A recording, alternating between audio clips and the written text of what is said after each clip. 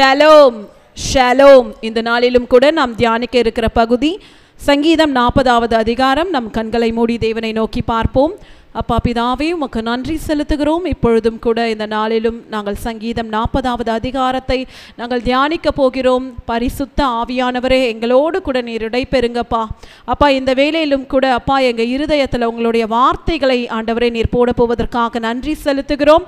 அப்பா, இதோ இந்த வேளையை உங்கள் கரத்தில் நாங்கள் அர்ப்பணிக்கிறோம் சுவாமி. பரிசுத்த ஆவியானவர் நீர் தொடர்ந்து நீர் எங்களை ஆளுகை செய்வீராக. இயேசுவின் ரத்தம் ஜெயம், இயேசுவின் நாமத்தினால் பிதாவே, ஆமென். ஹல்லேலூயா. இன்றைக்கும் கூட நாம் எடுத்துக்கொள்வோம் வேத பகுதி சங்கீதம் 40வது அதிகாரம். இதில் மொத்தம் 17 வசனங்கள் உள்ளது. இந்த நாளில் இந்த சங்கீதம் எதை பற்றி என்று பார்த்தால், நாம் கர்த்தருக்காக நாம் காத்திருக்க வேண்டும் என்பதை இந்த சங்கீதம் நமக்கு கற்றுக் கொடுக்க போகிறது. ஹல்லேலூயா. இந்த சங்கீதத்திற்கு நான் ஒரு தலைப்பு கொடுக்கிறேன், கிரேஸ் இன் வெயிட்டிங். காத்திருக்கும் போது கிருபை சூழ்ந்து கொள்ளும் என்கின்ற தலைப்பை நான் கொடுக்கிறேன். இதை நான் 2 பகுதிகளாய் நான் பிரிக்கிறேன். 1 10 வரைக்கும் கிராட்டிடியூட் இன் வெயிட்டிங், நன்றியோடு காத்திருக்க வேண்டும் என்கின்ற தலைப்பையும், 11 17 வரைக்கும் பெட்டிஷன் இன் வெயிட்டிங், விண்ணப்பத்தோடு காத்திருக்க வேண்டும் என்பதை குறித்தும் நாம் பார்க்க போகிறோம். இந்த நாளில் கூட இந்த சங்கீதம் நாம் எப்படி கர்த்தருக்காக நாம் பொறுமையோடு காத்திருக்க வேண்டும், தாவீது எப்படி கர்த்தருக்காக காத்திருந்து ஆண்டவருடைய கிருபையை பெற்றுக்கொண்டார், இரக்கத்தை பெற்றுக்கொண்டார், ஆண்டவர் எப்படி அவருடைய சிங்காசனத்தை ஸ்திரப்படுத்தினார் என்பதை குறித்து நாம் பார்க்க போகிறோம். ஆனால் நாம் வாழுகிற காலகட்டத்தில் பார்த்தீங்கன்னா இந்த வெயிட்டிங் பீரியட் கண்டிப்பாக நம்ம அது யாருக்குமே பிடிக்காத ஒரு காலகட்டத்தில் தான் நம்ம வாழ்ந்து கொண்டு இருக்கிறோம் இல்லையா? நம்மளுக்கு காத்திருப்பதே பிடிக்காது. உடனே இன்ஸ்டண்ட்டாக எல்லாமே ஆயிடணும். ஏன்னா இப்போ அப்படி தான் டெக்னாலஜியும் டெவலப் ஆகிடுச்சு, நம்மளுடைய லைஃப் ஸ்டைலும் அப்படி தான் மாறிடுச்சு. உதாரணத்துக்கு இப்போ நம்ம எங்கேயோ போகிறோம், லிஃப்ட் பார்த்தீங்கன்னா 5th ஃப்ளோரில் இருக்குன்னா உடனே லிஃப்ட் வந்துடணுன்ட்டு நம்ம என்ன பண்ணுவோம், அந்த பட்டனை ப்ரெஸ் பண்ணிக்கிட்டே இருப்போம். இல்லை நம்ம சீக்கிரமாக எங்கேயா கிளம்பணும், ஒரு இமீடியட் ஒரு ஃபுட் ரெடி பண்ணோன்னா இன்ஸ்டன்ட் நூடுல்ஸ், ஃபாஸ்ட் ஃபுட்ஸ், இது போல் நிறைய காலம் மாறிவிட்டது. இல்லை நம்ம பஸ்ஸுக்காக வெயிட் பண்ணுறோன்னா அது பிடிக்கவே பிடிக்காது. ஐயோ உடனே வந்தால் நல்லா இருக்குமே, ஏன் நம்ம காத்திருக்கணும்? பேங்க்குக்கு போனால் கூட அங்கே க்யூ இருந்துச்சுன்னா ஐயோ நம்ம வேலை எப்போ தான் முடியும், நம்ம எதுக்காக இங்கே காத்திருக்கணும், சீக்கிரமாக முடியறதுக்கு வேறு ஏதாச்சும் வழி இருக்கான்னு நம்ம தேடிக்கொண்டே இருப்போம். ஆனால் இன்றைக்கு கர்த்தர் நமக்கு இந்த பொறுமையை கற்றுக் கொடுக்கிறார். ஹல்லேலூயா. நம்ம கர்த்தருக்காக நம்ம பொறுமையோடு காத்திருக்கும் போது ஆண்டவர் அநேக காரியங்களை இன்றைக்கு நமக்கு ஆசீர்வாதமாய் அவர் கொடுப்பேன் என்று அவர் சொல்லுகிறார். ஹல்லேலூயா. முதல் 2 வசனத்தை நாம் வாசிக்க கேட்போம். முதல் வசனம் எப்படியாய் சொல்லுகிறது, கர்த்தருக்காக பொறுமையுடன் காத்திருந்தேன், அவர் என்னிடமாய் சாய்ந்து என் கூப்பிடுதலை கேட்டார். நிச்சயமாகவே தாவீதுடைய வாழ்க்கையில் பார்த்தீங்கன்னா, தாவீது அவர் பொறுமையுள்ள ஒரு மனுஷனாய் தான் அவர் காணப்படுகிறார். நமக்கு தெரியும் தாவீது பார்த்தீங்கன்னா சாமுவேலால் அபிஷேகம் பண்ணப்படும் போது கிட்டத்தட்ட ஒரு வாலிபராக இருந்தார். 15-16 வயது இருக்கும் என்று வேத வல்லுநர்கள் சொல்லுகிறார்கள். அப்போது தாவீது வாலிபத்திலேயே ஆண்டவரால் அபிஷேகம் பண்ணப்பட்ட ஒரு மனுஷன். ஆனாலும் அவர் எத்தனை வருடம் காத்து கொண்டிருந்தார்? கிட்டத்தட்ட 15 வருடமாய் அவர் காத்து கொண்டிருந்தார். அவர் ராஜாவாய் அபிஷேகம் பண்ணும்படிக்கு, அந்த சிங்காசனத்தில் போய் உட்காரும்படிக்கு அவர் காத்து கொண்டே இருந்தார். ஆனாலும் கூட அவர் காத்து கொண்டிருக்கும் போது பிரச்சனைகள் வரவில்லையா என்று பார்த்தால் அநேக பிரச்சனைகள் வந்தது. ஹல்லேலூயா. நமக்கு தெரியும் அவருடைய மாமனாராகிய சவுலே பார்த்தீங்கன்னா என்ன பண்றாரு, தாவீதுடைய ஜீவனை எடுக்கும்படிக்கு அவரை துரத்தி கொண்டே செல்கிறார். அப்புறம் அவருடைய பிரச்சனை முடிந்த உடனே நமக்கு தெரியும் தாவீதுடைய மகன் அப்சலோம் எழும்பி தாவீதுக்கு விரோதமாக அநேக காரியங்களை செய்து தாவீது அந்த முதிர் வயதிலும் கூட அவரை அமர விடாமல் அவரை துரத்தி கொண்டே இருக்கிறாரு. நம்முடைய வாழ்க்கையில கூட இன்றைக்கு கர்த்தர் நமக்கு கற்றுக் கொடுக்கிற காரியம், நாம் கர்த்தருக்காக பொறுமையோடு காத்து கொண்டு இருக்க வேண்டும். ஆனாலும் கூட இந்த வெயிட்டிங் டைம்ல, இந்த வெயிட்டிங் பீரியட்ல பிரச்சனைகள் வராதா என்று பார்த்தால் அப்படிலாம் கிடையாது. கண்டிப்பாக பிரச்சனைகள் வரும், நமக்கு விரோதமான அநேக சவால்கள் வரலாம். ஆனாலும் கூட இந்த வசனம் நமக்கு ஒரு நம்பிக்கையை தருகிறது. கர்த்தர் நம்மிடமாய் சாய்ந்து நம்முடைய கூட்பிடுதலை அவர் கேட்பார். ஹல்லேலூயா. தாவீதுக்கு கூட அவர் அந்த காத்திருக்கிற அந்த காலத்தில் அநேக பிரச்சனைகள் வரும்போது தாவீது என்ன பண்ணாரு? தேவனை நோக்கி விண்ணப்பம் பண்ணிக்கொண்டே இருந்தார்.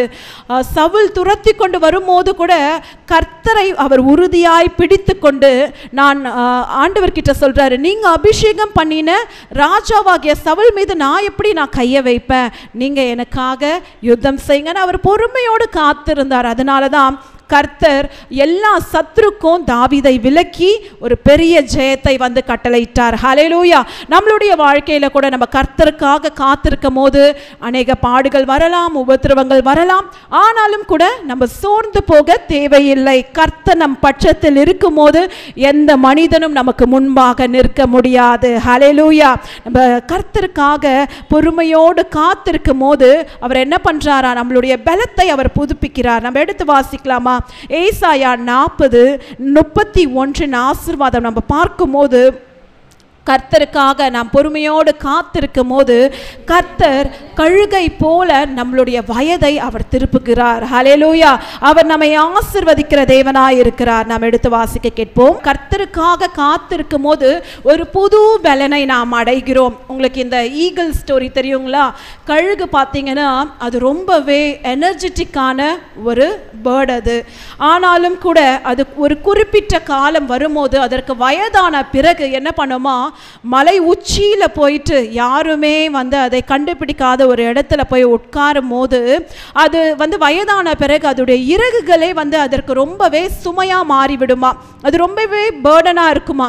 அதனால அது என்ன பண்ணுமா, கண்மலை உச்சியில போயிட்டு உட்கார்ந்துட்டு யாருமே இல்லாத இடத்துல அதோடைய நகத்தாலேயே என்ன பண்ணுமா, கொஞ்சம் கொஞ்சமா அந்த இறகுகளை எல்லாம் பிச்சு போட்டு ஒன்றுமே இல்லாம இறகே இல்லாம ஒரு சாதாரண ஒரு கோழியை போல அது மாறிவிடுமா. அப்ப அந்த நேரத்தில் அதற்கு பலனே இல்லாதது போலதான் வந்து அது காணப்படும்.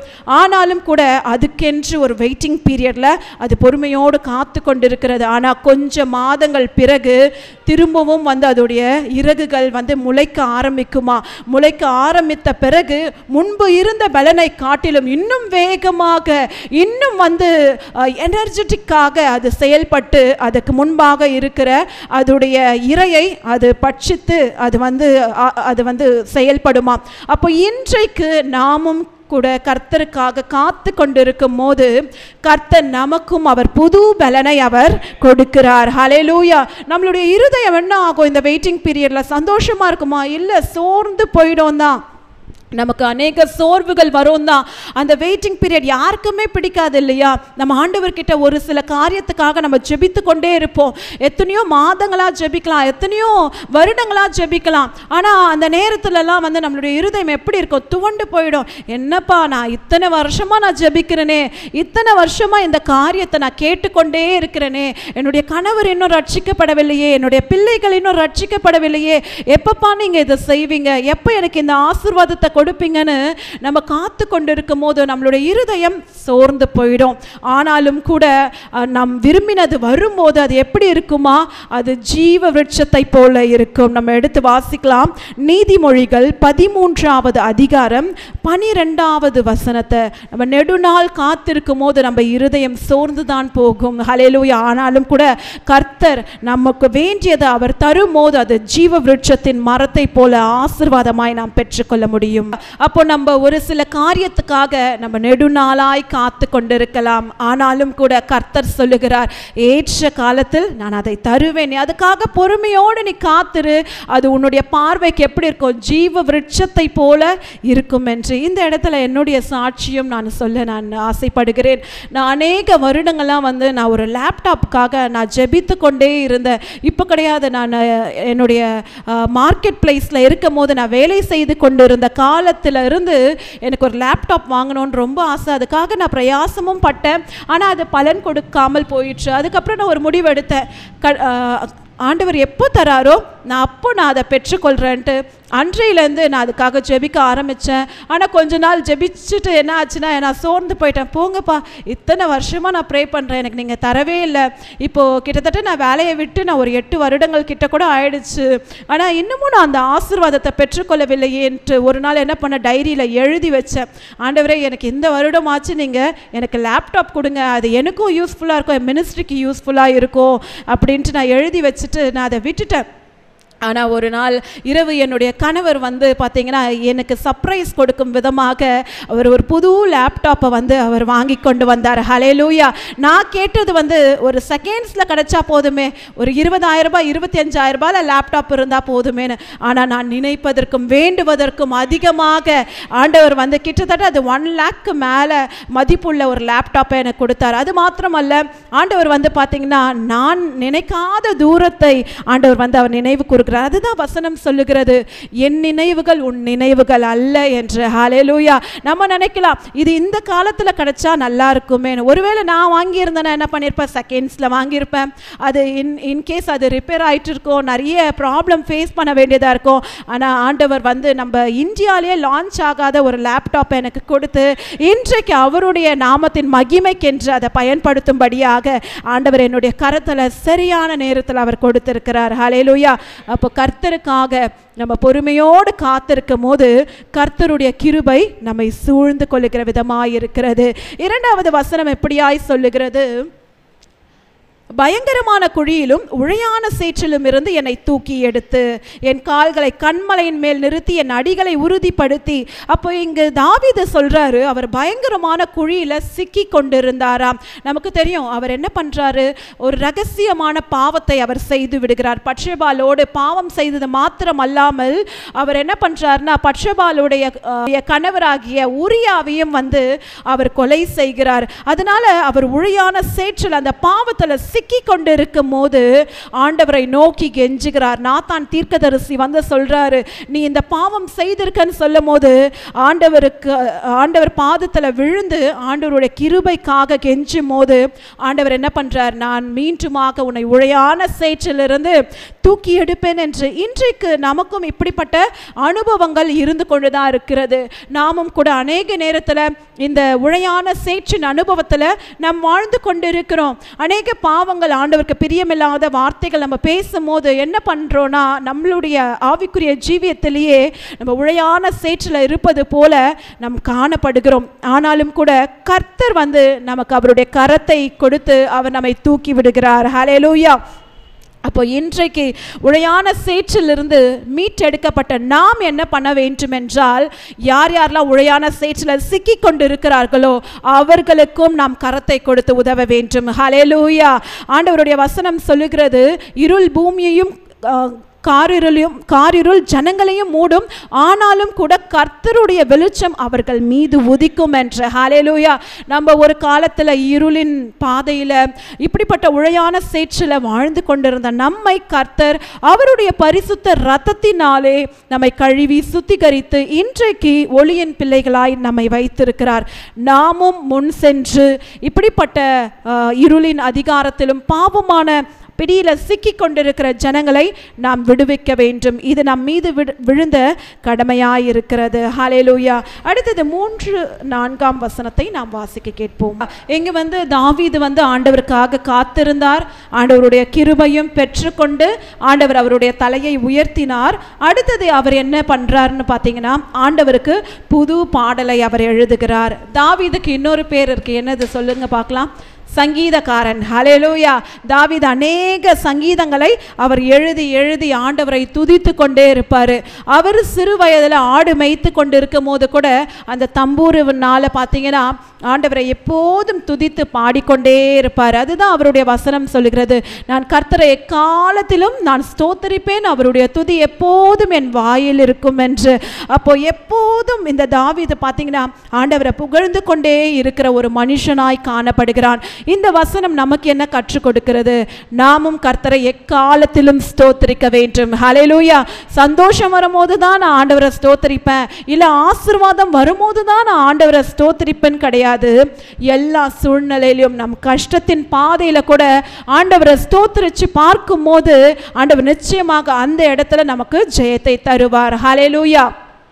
ஆண்டவருடைய வசனம் இப்படியாய் சொல்லுகிறது, என் நாமத்தை பிரஸ்தாபப்படுத்தும் எந்த ஸ்தலத்திலும் நான் வந்து உங்களை ஆசிர்வதிப்பேன் என்று. ஒருவேளை நம்மளுடைய சூழ்நிலை பார்த்தீங்கன்னா ரொம்பவே நெருக்கமான ஒரு வேலையாக இருக்கலாம். ஆனால் அந்த இடத்துல கூட, அந்த நேரத்தில் கூட ஆண்டவருக்கு ஸ்தோத்திர பலிகளை செலுத்தும் போது தேவன் வந்து அங்கு நம்மை ஆசிர்வதிக்க அவர் வல்லவராயிருக்கிறார். ஹல்லேலூயா. நம்முடைய சூழ்நிலைகளை மாற்ற அவர் வல்லவராயிருக்கிறார். 4வது வசனம் இங்கு தாவீது சொல்றாரு, நான் இந்த அகங்காரிகளையும் பொய்யையும் நான் சார்ந்திருக்கவில்லை ஆண்டவரே, நான் எப்போதும் நான் உம்மையே நம்பிக்கையாக கொண்டிருக்கிறேன், அதனால நான் பாக்கியவானாய் இருக்கிறேன் என்று. ஹல்லேலூயா. இன்றைக்கு நம்முடைய நிச்சயம் எது மேல் இருக்கிறது? ஹல்லேலூயா. ஆண்டவர் மீது நம்பிக்கை இருக்கிறதா, இல்லை உலகத்தின் காரியத்தின் மீது நாம் நம்பிக்கை வைத்திருக்கிறோமா?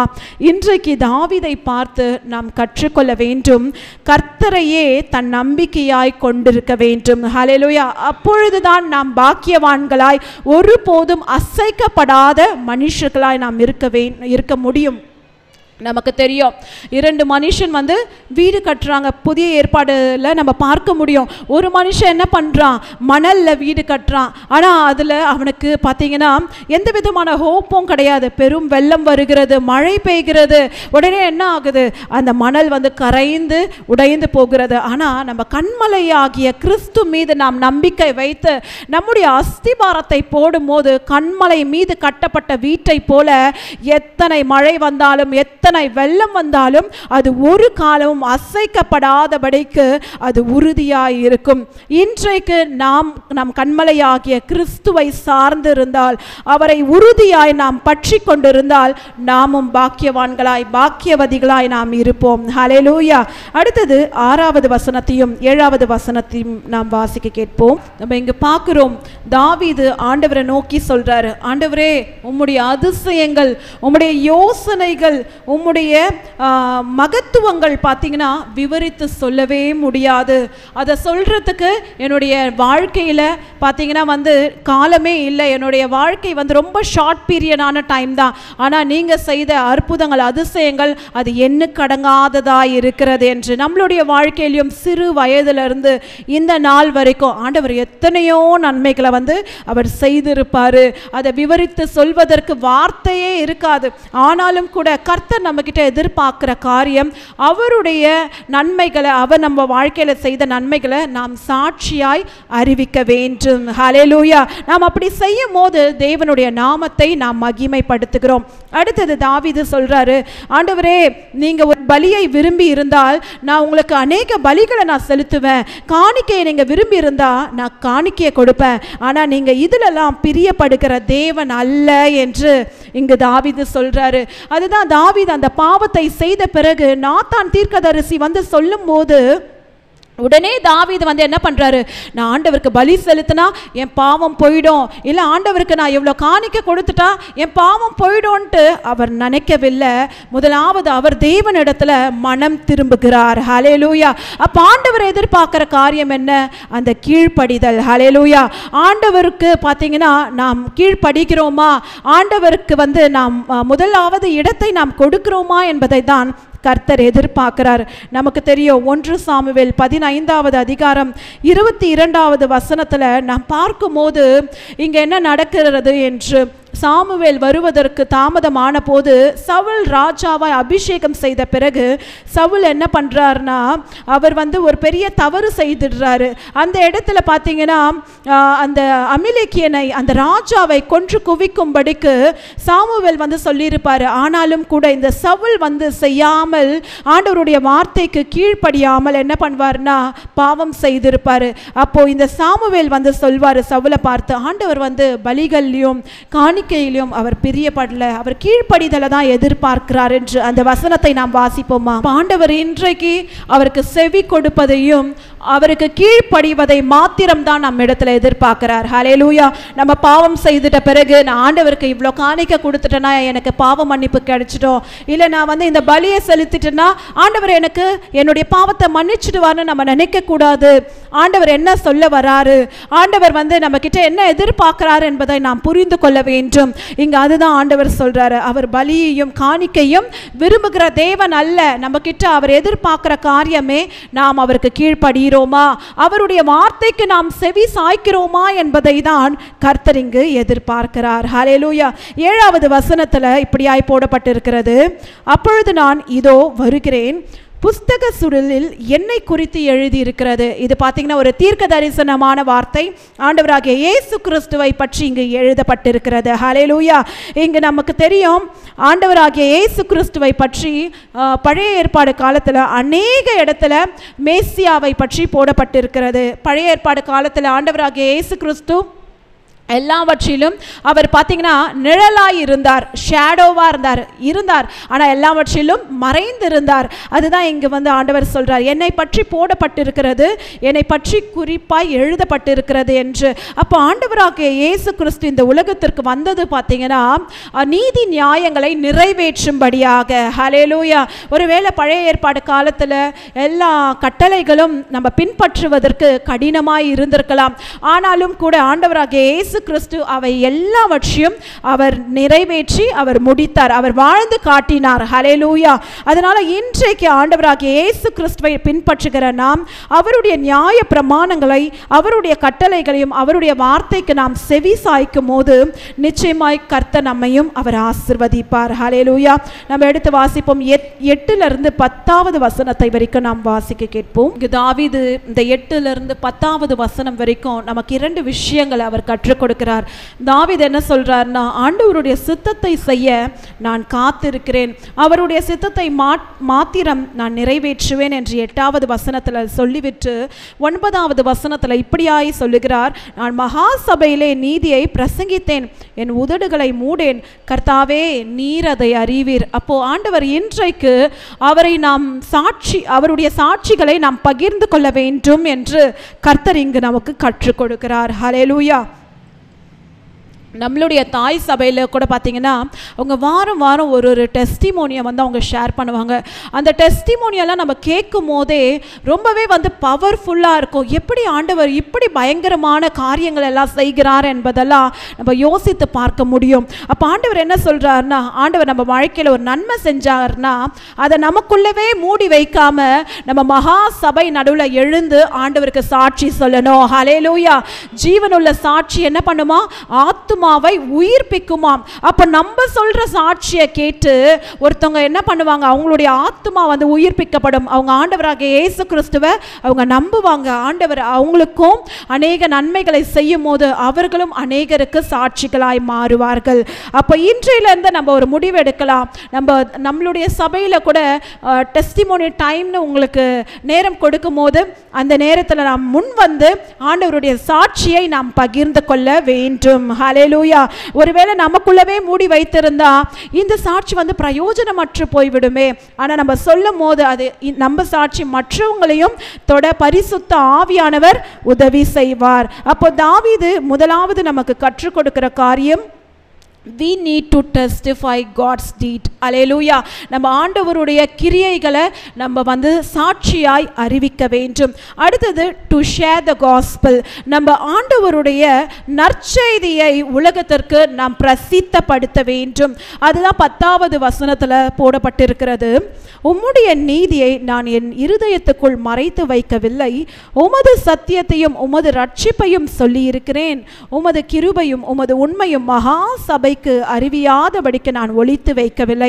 அப்போ தாவீது பார்த்தீங்கன்னா எவ்வளோ ஒரு வில்ஃபுல் ஹார்ட்டோட அவர் என்ன பண்றாரு, எங்க போனாலும் ஆண்டவருடைய நாமத்தை அவர் மகிமைப்படுத்துகிறார். அவர் பெற்றுக்கொண்ட அந்த ரட்சிப்பின் அனுபவத்தை மற்றவங்களுக்கு கிட்ட பகிர்ந்து சொல்றாரு. அப்போ இன்றைக்கு நாமும் கூட நாம் பெற்றுக்கொண்ட அந்த ரட்சிப்பின் அனுபவத்தை நம்ம மற்றவங்க கிட்ட நம்ம சுவிசேஷமாய் நாம் அறிவிக்க வேண்டும். நம்ம மதர் சர்ச்சில் நமக்கு சொல்லி தந்திருக்காங்க இல்லையா, 1 minute டெஸ்டிமோனி. ஒருவேளை நம்ம ஆட்டோலையோ எங்கேயோ ட்ராவல் பண்ணுறோம், நம்ம பக்கத்தில் தெரியாத ஒரு நபர்கள் நல்லா பேசுகிறாங்க, அவங்க கஷ்டத்தை சொல்கிறாங்கன்னா உடனே நம்ம என்ன சொல்லலாம்? அந்த 1 minute டெஸ்டிமோனி, நம்ம வாழ்க்கையில் ஆண்டவர் செய்த நன்மைகளை நம்ம சொல்லி அவங்கள உற்சாகப்படுத்தும் போது கர்த்தர் நிச்சயமாக அவங்களுடைய ஆபத்து காலத்திலும் அவங்களுக்கு உதவி செய்து அவர்களையும் ரட்சிக்க அவர் வல்லமை உள்ள தேவனாக இருக்கிறார். அப்போ ஆண்டவருடைய நற்செய்தியை நாம் அறிவிக்க வேண்டும். ஹல்லேலூயா.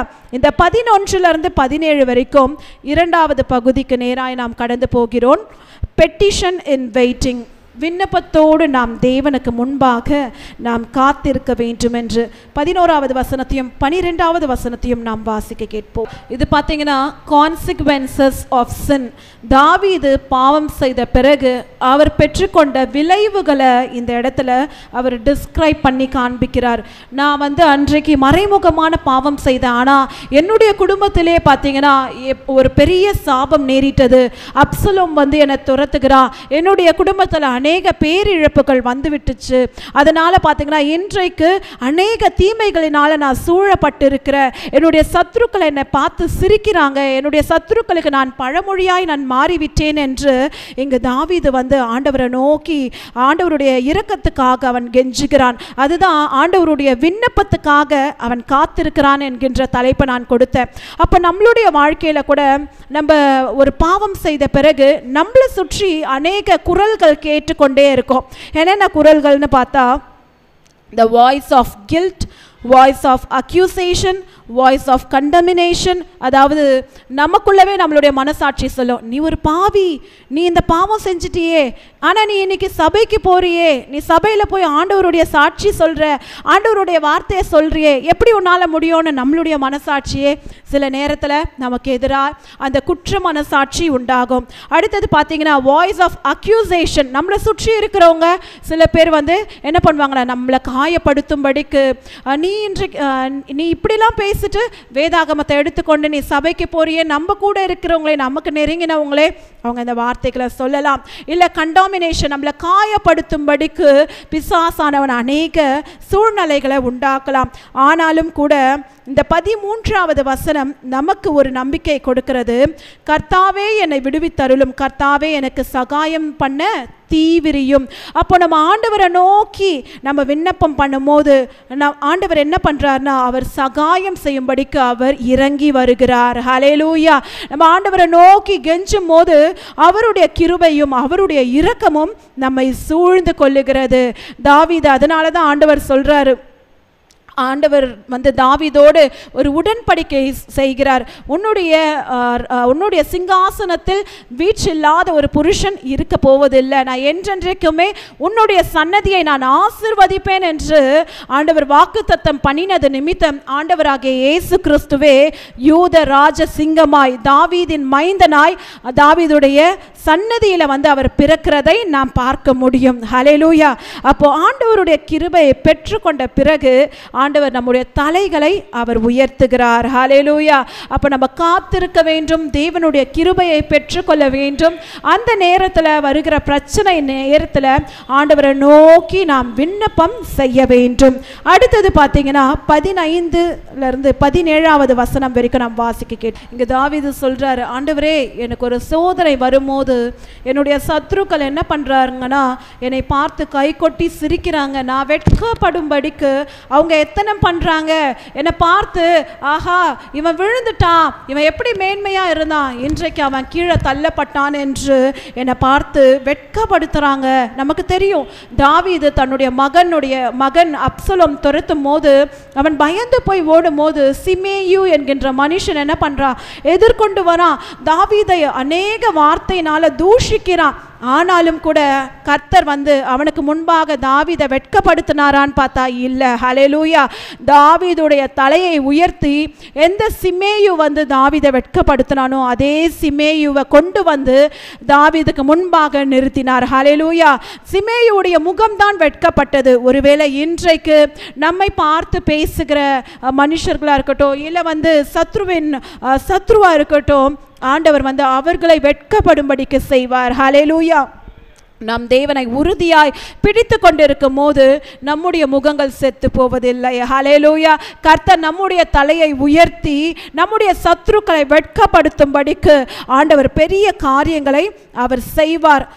அதுதான் இங்க தாவீது 16வது வசனத்திலும் 17வது வசனத்திலும் சொல்லுகிறான், உம்மை தேடுகிற அனைவரும் உமக்குள் மகிழ்ந்து சந்தோஷப்படுவார்களாக, உம்முடைய ரட்சிப்பை விரும்புகிறவர்கள் கர்த்தருக்கு மகிமை உண்டாவதாக என்று எப்பொழுதும் சொல்வார்களாக. அப்போ இங்க தாவீது சொல்றான், ஆண்டவரே நாங்க உங்களை தேடும் போது நீங்க எங்களை விடுவிக்கிற தேவனா இருக்கிறீங்க, அதனால நாங்க மகிழ்ந்து நாங்க சந்தோஷப்படுவோம். நீங்க ஒருபோதும் எங்களை விட்டு விலகாதவர், நீர் ஒருபோதும் எம்மை கைவிடாத தேவனா இருந்தீங்க. என்னை எல்லா உபத்திரவத்திலும் என்னை நீங்களாக்கி நீங்க பாதுகாத்தீங்க. நான் சிறுமையில இருக்கும் போதோ, நான் எளிமையில ஆடு மேய்த்து கொண்டு இருக்கும் போது கூட எனக்கு விரோதமாக வந்த எல்லா பிரச்சனைகளையும் கர்த்தர் நீங்க பார்த்து கொண்டிருந்தீங்க, என்னை விடுவித்து என் மீது நினைவாயிருந்தீங்க என்று. ஹல்லேலூயா. இன்றைக்கு ஆண்டவர் இந்த நிச்சயத்தை இந்த 17வது வசனத்தில் நமக்கு கற்றுக் கொடுக்கிறார். ஒருவேளை நாமும் கூட சிறுமையின் பாதையில் நம்ம வாழ்ந்து கொண்டிருக்கலாம். எளிமையாக மனுஷர்களுக்கு முன்பாக அற்பமாய் எண்ணப்படுகிறபடி ஒரு சூழ்நிலை நமக்கு உண்டாயிருக்கலாம். ஆனாலும் கூட கர்த்தர் நம் மீது நினைவாயிருக்கிறார். ஹல்லேலூயா. பக்கத்தில் நம்ம கரத்தை பிடித்து சொல்லலாமா, கர்த்தர் என் மீது நினைவாயிருக்கிறார். ஹல்லேலூயா. அவர் நம்மை ஒருபோதும் வெட்கப்பட அவர் விடவே மாட்டார். நம்ம எப்படிப்பட்ட உடையான சேற்றில் இருந்தாலும் கர்த்தர் நம் மீது நினைவாய் இருக்கும் போது அவரே நமக்கு துணை செய்து நம்மை அதிலிருந்து விடுவிக்க அவர் வல்லவராய் இருக்கிறார். இப்பொழுதும் கூட நாம் கர்த்தரை நாம் ஆராதிக்க போகிறோம். நாம் எழுந்து நின்று அவரிடத்துல நம்ம ஒப்பு கொடுக்க போகிறோம். ஆண்டவரே நீரே என் நம்பிக்கை, என்னுடைய எல்லா உழையான சேற்றிலிருந்து எங்களை கை தூக்கி விடுங்கப்பா. நீங்க எங்களை நினைக்கிறீங்க, நீங்க எங்களை ஒருபோதும் அப்பா தள்ளுகிற தேவனே இல்லை. எங்களை நீங்க விடுவித்து உம்முடைய நாமத்தை மகிமைப்படுத்தும்படிக்கு எங்களுக்கு கிருபை செய்யும் என்று அவரை நோக்கி பார்ப்போமா. ஹல்லேலூயா. ஹல்லேலூயா. வாழ்க்கையில் எந்த சூழ்நிலை நடந்தாலும் ஆமென், நம்பிக்கைக்குரியவர் ஆண்டவர் மட்டும்தான். ஆமென். வாழ்க்கையில் எந்த சூழ்நிலை தாழ்வாக இருந்தாலும் பரவாயில்ல, ஆண்டவர் நம்மளை துதித்து பாட கிருபை செய்வார். ஆமென். இத்தனை அதிகாரங்களில் தாவீதுடைய புலம்பல்கள் இருந்தாலும் ஆண்டவர் இன்றைக்கு அவர் நாக்கில் ஒரு பாடலை பாட வைத்திருக்கிறார். ஆமென். அவர் அந்த புலம்பலை களிப்பாக மாற பண்ணுகிற தேவன். நம்ம வாழ்க்கையிலையும் எத்தனை சூழ்நிலைகள் நம்மளுக்கு சாதகமாக பாதகமாக இருந்தாலும் பரவாயில்ல, கர்த்தர் நம்மளை அவர் நம்பிக்கையின் தேவன். ஆமென். அவர் நம்பினவங்களை கைவிடாத தேவன். ஆமென். அவர் ஒருபோதும் அவர் கைவிடாத தேவன். நம்ம ஆண்டவர் இந்த கால வேளையில், ஆண்டவரே என் நம்பிக்கை நீர் தான் தகப்பனப்பா, என் வாழ்க்கையில் என் நம்பிக்கை நீரே தகப்பனப்பா, என் வாழ்க்கையில் அடைக்கலம் நீரே தகப்பனப்பா, என்னை நீரே வழி நடத்துங்கப்பா, நான் உண்மையே நம்புவேன் என்று ஆண்டவர் சமூகத்தை நம்ம பாடலாம். என் பாதையெல்லாம் அந்தகாரம் சூழ்ந்தாலும், என் நம்பிக்கையின் அஸ்திபாரம் அசைந்தாலும், நான் நிற்கும் பூமி நிலை குலைந்து அழிந்தாலும், என் நம்பிக்கையின் அஸ்திபாரம் அசைத்தாலும், நான் நம்புவதற்கு ஒன்றுமில்லை என்றாலும், நம்புவேன் என் இயேசு ஒருவரை. நான் நம்புவதற்கு ஒன்றுமில்லை என்றாலும், நம்புவேன் என் இயேசு ஒருவரை. எல்லாம் சொல்லமா, நம்புவேன், நம்புவேன் என் இயேசு ஒருவரை, நம்புவேன் என் நேசர் ஒருவரை. சொல்லமா, நம்புவேன், நம்புவேன் என் நேசர் ஒருவரை. நான் நம்புவேன் என் நேசர் ஒருவரை. கடைசியாக இருக்கிற ஆழத்திலிருந்து நம்புவேன் என் நேசர் ஒருவரை. நான் நம்புவேன் என் நேசர் ஒருவரை.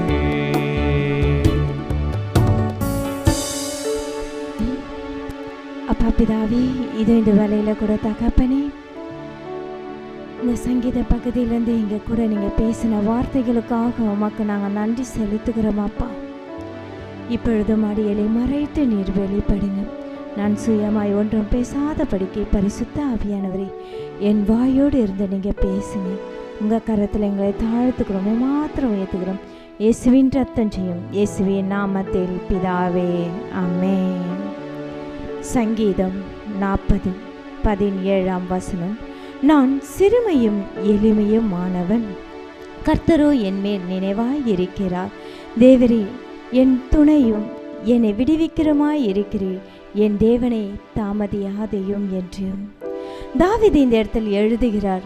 நான் சிறுமையும் எளிமையுமானவன் அப்பா, ஆனாலும் என் மேலே நீங்கள் எவ்வளோ நினைவாய் இருக்கீங்க. என்னை சேற்றிலிருந்து என்னை நீங்கள் தூக்கி எடுத்து அப்பா என்னை விடுவித்து நீங்கள் காத்து அருளுகிறேன்னு சொல்லி அவர் இப்படியாக எழுதுகிறார். அதே போல தான் நம்மேலும் தேவன் நினைவாய் இருக்கிறார். எத்தனையோ முறை நாமளும் ஒரு சேற்றில் விழுந்து கிடந்து இருப்போம், பாவமான காரியத்தில் சிக்கி கொண்டு இருப்போம். ஆனால் அந்த இடத்துல இருந்தெல்லாம் ஆண்டவர் நம்மளை எத்தனை இடத்துல மீட்டு எடுத்தார், பாதுகாத்தார். நம்மளை இப்போ ஒரு மனுஷனா இந்த வேலையில் நிற்க வைத்து இருக்கிறார் அவரோட சுத்த கிருபை. அப்போ இந்த வேலையில் தாவீது இப்படியாக எழுதி ஆண்டவரை உயர்த்தி பாடிக்கொண்டு இருக்கிறார். நான் எல்லா சூழ்நிலையிலும் அப்பா நீங்கள் என்னைப்பா உயர்த்தி கொண்டு இருக்கிறீரே அப்படி என்று. இந்த வேலையிலும் நாம் பாவத்தில் சிக்கி கொண்டு இருக்கிறோமா, வியாதியில் சிக்கி கொண்டு இருக்கிறோமா, என்னென்ன பாவமான காரியங்கள் நம்ம மேற்கொண்டு இருக்கிறது, அதிலிருந்து வெளியே வர முடியாத சூழ்நிலை இந்த வேலையில நாம் நின்று கொண்டு இருந்தால் நம்மை பார்த்து தான் ஆண்டவர் பேசிக்கொண்டு இருக்கிறார். தாவீதை எப்படி ஆண்டவர் அந்த பாவத்திலிருந்து விடுவித்து அவர் உயர்த்தி அவர் ஒரு ராஜாவாக மகிமையான ஒரு ஸ்தலத்தில் வைத்தாரோ, அதுபோல நம்மையும் ஆண்டவர் அதிலிருந்து விடுதலை ஆக்கி நம்மையும் ஒரு உயர்ந்த அடைக்கல வைக்க அவர் வல்லவராய் இருக்கிறார். இந்த வேலையிலும் நம்ம ஆண்டவர்கிட்ட நம்ம விட்டு கொடுக்கலாமா? அப்படிப்பட்ட பாவமான காரியங்கள் நம்ம இருதயத்தை தாக்கி கொண்டு இருக்கா, அதுல இருந்து வெளியே வர முடியாத நாம் நின்று கொண்டு இருக்கிறோமா? இந்த வேலையில ஆண்டவருக்காக ஒரு ஸ்டெப் நம்ம முன்பாக எடுத்து வைக்கலாமா? அப்பா நான் உங்க காலில் விழுறேன். தாவீது எப்படி உங்க காலில் விழுந்தாரோ அது போல இந்த வேலையில பாவத்துல நான் சிக்கி கொண்டுதான் இருக்கேன். அதுல இருந்து என்னால வெளியே வர முடியல தான்ப்பா. ஆனா இன்னைக்கு என்ன நான் ஒப்பு கொடுக்கிறேன்ப்பா. இதுல இருந்து என்ன நீங்க விடுதலை ஆக்குங்கப்பா. அப்பா என் நம்பிக்கையே நீங்க தான்ப்பா. நான் உங்க மேல நம்பிக்கை வைக்கிறேன்னு சொல்லி அவரிடத்துல விட்டு கொடுத்து நாம் ஜெபிக்கலாமா?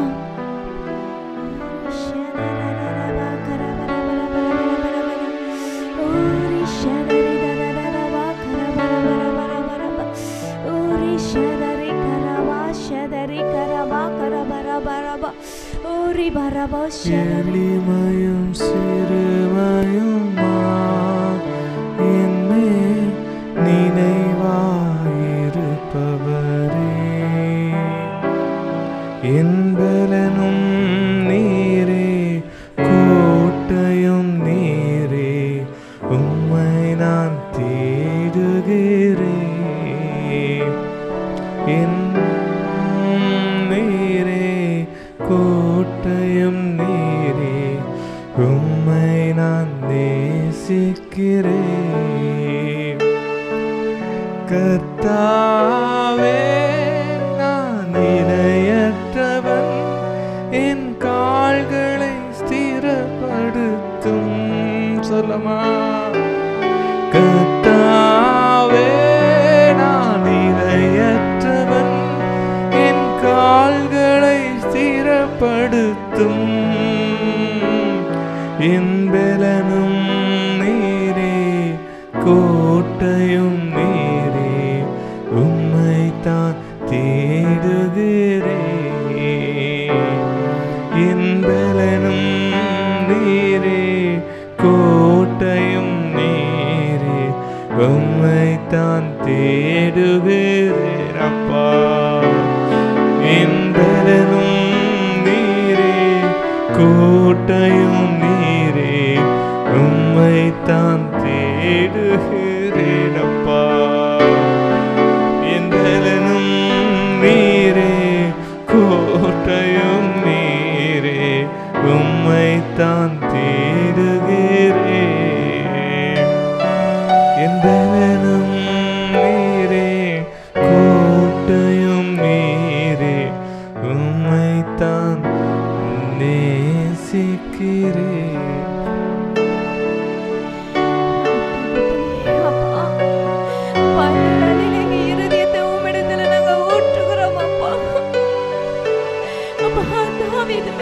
இப்படி நினைவாயிருந்து நீர் இறங்கினீரப்பா, அது போல எங்கள் மேலும் நீ நினைவாயிருக்கிறீரப்பா. அப்பா, எங்க கிட்ட இருக்கிற பாவமான காரியங்கள்ல இருந்து எங்களை முற்றிலுமாக நீங்க விடுதலையா தாங்கப்பா. அப்பா, இந்த வியாதியில இருந்து ஒரு விடுதலையா தாங்கப்பா. அப்பா, கடன் பிரச்சனையில இருந்து ஒரு விடுதலையா தாங்கப்பா. எங்க மேல நீங்க நினைவாய் இருக்கீங்கப்பா. எங்க தேவாதி தேவனே, தாவீது அவரோட இருதயத்தை ஊற்றி செபித்தது போல இந்த வேளையில எங்க இருதயத்தை உம்மிடத்துல ஊற்றி நாங்க செபிக்கிறோம்ப்பா. ஊற்றி செபிக்கிறோம்ப்பா. எங்க மேல் நினைவாயிருந்து இப்படியாப்பட்ட காரியத்துல இருந்து முற்றிலுமா நீங்க விடுதலைய நீங்க தாங்கப்பா. முற்றிலுமா விடுதலைய நீங்க தாங்கப்பா. எங்களுக்கு பலனே இல்லப்பா, எங்களுக்கு பலனே இல்லப்பா. உங்க பலனை எங்களுக்கு தாங்கப்பா, உங்க பலனை தாங்கப்பா. முற்றிலுமா அதுல இருந்து எங்களுக்கு விடுதலைய நீங்க தாங்கப்பா. உங்க கரத்துல எங்களை தாழ்த்துக்கிறோம் அப்பா. எங்க மேல நினைவாயிருந்து எல்லாவற்றிலிருந்தும் நீங்க விடுதலை நீங்க தர வல்லவரா இருக்கீங்கப்பா. அப்பா, பாவத்துல இருந்து நீங்க விடுதலை கொடுத்துட்டீங்க, நாங்க உண்மை விசுவாசிக்கிறோம்ப்பா. வியாதியில இருந்து விடுதலை கொடுத்துட்டீங்க, நாங்க உண்மை விசுவாசிக்கிறோம்ப்பா. கடன் பிரச்சனை இருந்து விடுதலை நீங்க கொடுத்துட்டீங்கப்பா, நாங்க உண்மை விசுவாசிக்கிறோம்ப்பா. நாங்க உண்மையே நம்பி காத்து கொண்டு இருக்கிறோம்ப்பா. எங்கள் மேல் நினைவாயிருந்து எல்லாவற்றுக்கும் நீங்க வெளியரங்கமா பதில கொடுத்தமைக்காக உமக்கு நாங்க நன்றி செலுத்துகிறோமாப்பா. நன்றி செலுத்துகிறோமாப்பா. நன்றி நன்றி நன்றி ராஜா. துதி கன மகிமை எல்லாம் ஒருவருக்கே செலுத்துகிறோம். இயேசுவின் ரத்தம் செய்யும் இயேசுவின் நாமத்தில் பிதாவே. ஆமென் ஆமென் ஆமென் ஆமென். இப்பொழுது நம்ம ஒரு தீர்க்க தரிசன செயல் செய்யலாம். நாம் இரண்டு பேரா நின்று கைகளை குலுக்கி நம்ம சொல்ல, கர்த்தர் உன்மேல் நினைவாய் இருக்கிறார். ஆமென். ஹல்லேலூயா ஹல்லேலூயா ஹல்லேலூயா. கர்த்தர் தாமே ஒவ்வொருவரையும் ஆசீர்வதிப்பாராக. ஆமென். ஷாலோம். கடைசி ஆசீர்வாதத்துக்கு நேராக கைகளை விரித்துக் கொள்ளும்.